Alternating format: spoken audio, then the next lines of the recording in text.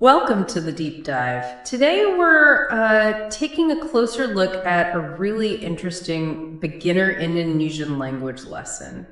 It's called You'll Need a Hat to Survive the Indonesian Summer. That's right. It's quite a concise lesson, but our goal is to really pull out the most insightful bits, not just the basic vocabulary and grammar, but also some of those cultural nuances that are kind of tucked away inside it. So if you've ever been curious about learning a new language, or maybe you've got Indonesia on your travel radar, or even if you're just wondering how different cultures think about something as, fundamental as hot weather, then you're definitely in the right place. Absolutely. We're aiming to give you a real feel for Indonesian and maybe a little window into everyday life there. Okay, let's get into it.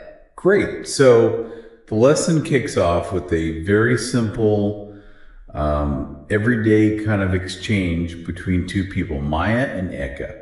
Maya starts off, she says, panas di luar. Okay, which translates pretty directly to it's hot outside. Yeah. Simple enough. Yeah, very straightforward. And Eka responds, iya, panas sekali karena musim panas sekarang. Right, meaning, really hot. It's because summer's here. Yeah, so you immediately pick out some keywords there. Exactly.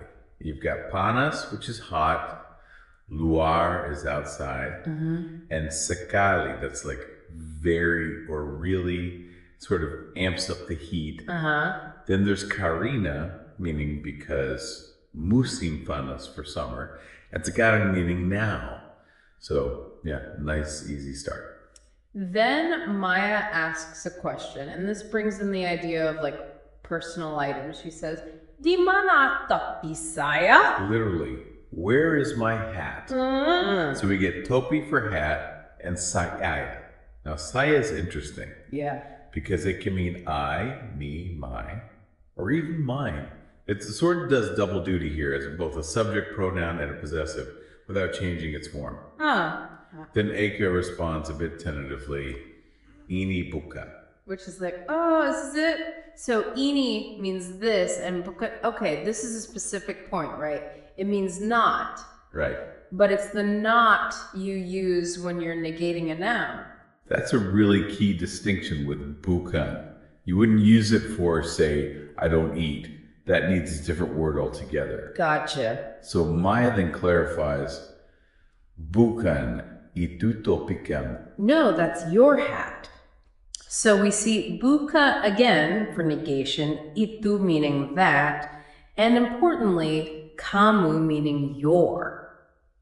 Wow. Okay, so in just that tiny exchange, we've already hit some fundamental building blocks. Absolutely. And the lesson then moves into a more structured vocabulary list, which really just highlights those core words we just heard. Okay. So we have panas, the adjective meaning hot, musim panas, the noun for summer, topi, noun for hat, and saya, pronoun for I or me, but also, as we saw, the possessive my. Right, doing double duty.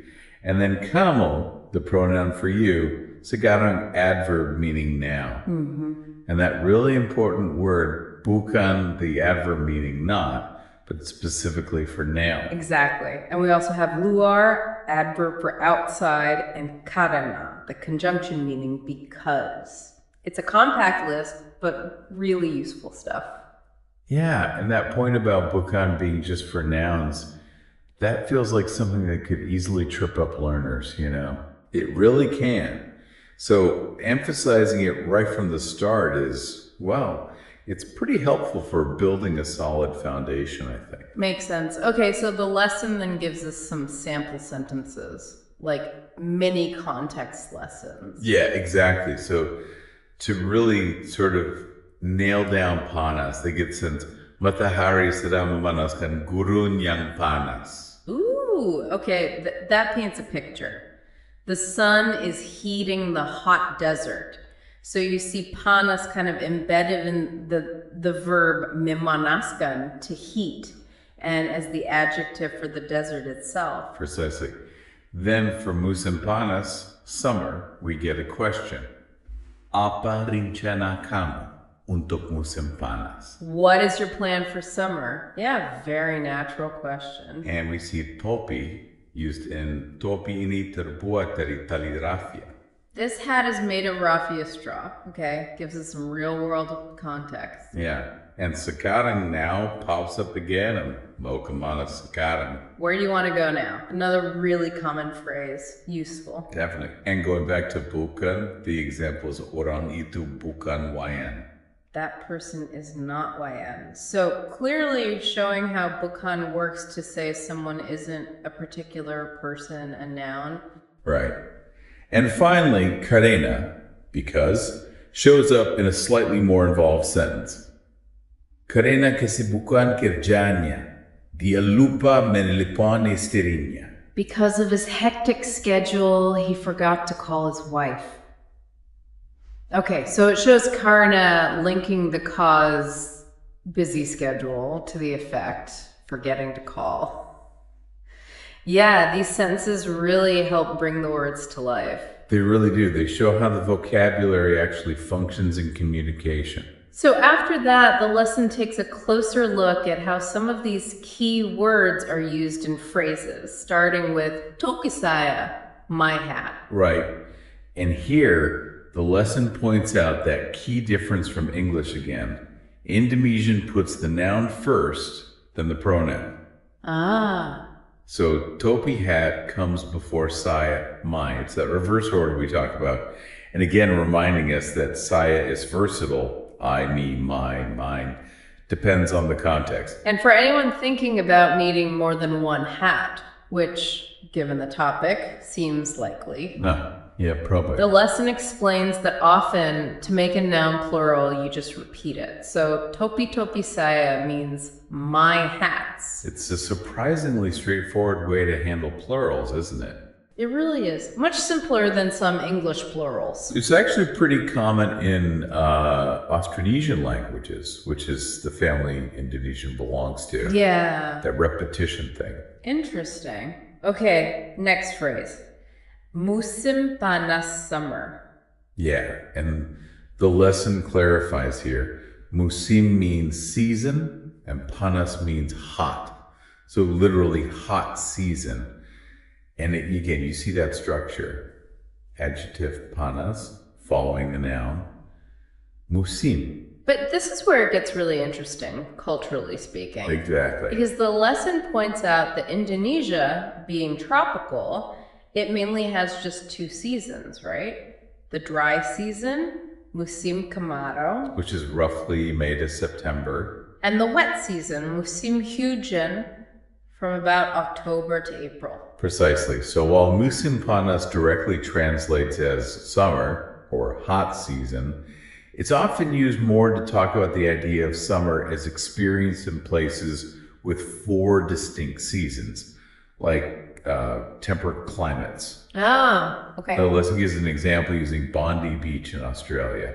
Pada musim panas, banyak orang yang berjemur di pantai Bondi, meaning in the summer, many people sunbathe on Bondi Beach. So if you were talking about summer holidays in, say, Europe or Australia, you'd use musim panas.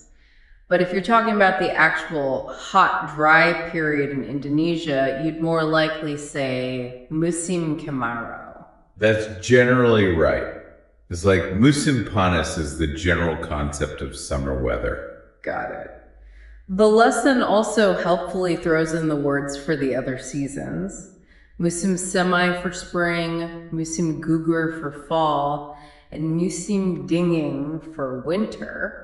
Which, aren't really a thing in most of Indonesia, but useful to know the words. Yeah, it really shows how language maps onto the environment, doesn't it? It does. Okay, and the last phrase usage example. It's panas sekali, very hot. The main point here is that the intensifier sekali, very, comes after the adjective panas. Again, the opposite of English, very hot. Okay, so hot very, basically. Kind of, yeah. And it clarifies that panas is about temperature, Not spicy food, not something being popular or trendy. Right, good distinction. The example is kopi ini panas sekali. This coffee is very hot. And gives the opposites too, which is handy. Dingin sekali for very cold, and hangat sekali for very warm. Useful range. Okay, so then the lesson shifts focus a bit towards grammar, specifically possessive pronouns. Yeah, and the absolute key takeaway here, the main rule, is that in Indonesian, these pronouns showing ownership, my, your, his, her, etc., they always come after the noun they belong to. That reverse order again, it seems to be a theme. It is. The lesson provides a really useful chart for I and my. The word is saya. So buku saya is my book, sepatu saya is my shoes. Okay. And for your, it's kamu. So buku kamu, your book. Sepatu kamu, your shoes. Makes sense. For his or her, it's dia. And here the chart shows that plural rule again. Buku buku dia, his or her books. Ah, right. Repeating the noun buku to make it plural.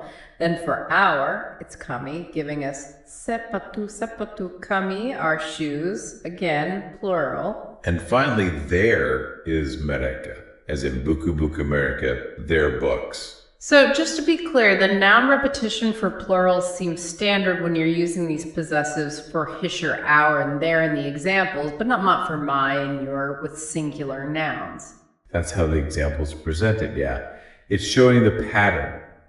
Yeah. Noun first, then the possessive pronoun. And if the noun needs to be plural, you repeat it. Got it. The lesson reinforces this with examples straight from that opening dialogue, like, di mana topi saya? Where's my hat? And bukan itu topi kamu? No, that's your hat.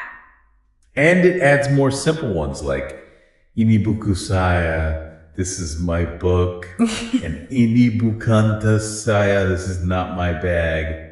Really hammering home that noun-pronoun order. Yeah, repetition helps. There's also a handy sort of casual alternative mentioned for plural nouns. Oh. Instead of repeating the noun like buku buku, you can sometimes use the word semua, which means all. Oh, okay. So in a more relaxed chat, instead of ini buku buku saya, you might say ini semua buku saya, meaning like all of these are my books. That's good to know. A little shortcut. Okay, finally, the lesson wraps up with a cultural insight section focusing on summer in Indonesia. And this feels like where everything really connects. It really does, because it helps understand the context behind that phrase, Indonesian summer. As the lesson explains, Indonesia's right on the equator. Right. Which means it has this consistently hot tropical climate pretty much all year round. Average temperatures are, 25 to 32 degrees Celsius? Like 77 to 89 Fahrenheit? So the idea of a distinct summer season with a big temperature jump and long days, like you get in, say, London or Chicago, that doesn't really apply. Not in the same way, no. Yeah. Instead, you have those two main seasons we mentioned earlier. The dry season, musim kemarau. May to September. And the wet season, musim hujan. October to April. And the wet season isn't just a bit of rain. It's often marked by frequent heavy rainfall, really high humidity, and sometimes even flash floods. Yeah, sounds intense. Which is why the dry season, musim kemarau, is generally the peak tourist season. The weather's just more predictable, more comfortable generally. And that brings us right back to the lesson title, doesn't it? We'll need a hat to survive the Indonesian summer. It's not really about surviving a specific season called summer, but highlighting the constant need for sun protection because it's always pretty hot. A hat is just essential year-round. Precisely. So, yeah, we've kind of journeyed through a basic Indonesian conversation, broken down some key vocabulary and phrases, looked at that core grammar point about possessive pronouns, and crucially, gained some understanding about Indonesia's climate and how that shapes the whole idea of summer. And what's really struck me is that difference in how summer is understood. That subtle distinction between musim panas as maybe a concept borrowed for talking about temperate summers. Yeah. Versus musim kemarau as the actual dry, hot period in Indonesia. Yeah. It really underscores how language, culture, and the environment are all tangled up together. Absolutely. Hopefully this little deep dive has maybe sparked some curiosity for you listening. Curiosity about the Indonesian language itself, or just the unique aspects of Indonesian culture. Even a short lesson can offer a surprising amount. Definitely. So here's maybe a final thought to mull over. Given that constant warmth in Indonesia, how might daily life and just general activities be structured differently compared to places like, well, where we are, with really distinct seasons? You know, think about clothing, farming, even just when and how people get together. It must shape the rhythm of life in a really fundamental way. Thank you for watching this video. Hopefully useful. Don't forget to like and subscribe.